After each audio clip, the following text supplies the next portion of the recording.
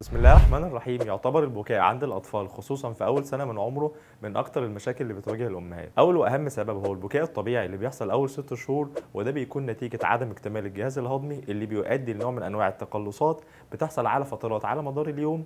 وأول ما الطفل بيكمل 6 شهور بتبدأ تختفي تدريجيا. لو الأم بتشرب منبهات بكمية كبيرة زي الشاي والقهوة وبعض المشروبات الغازية اللي بتحتوي على مادة الكافيين، فده بيؤدي إلى أن نسبة من المنبهات دي بتعدي في اللبن للطفل وبتأثر بشكل كبير على نومه وعلى حالته المزاجية وبتخليه صاحي مدة أطول. التهابات الحفاضة لو ما اتعالجتش كويس بتسبب ألم كبير للطفل وبتخليه يعيط تقريبا طول اليوم. الانتفاخات أو الغازات وده الأم بتخلط بينه وبين المغص ومش بتبقى عارفة تفرق بينهم.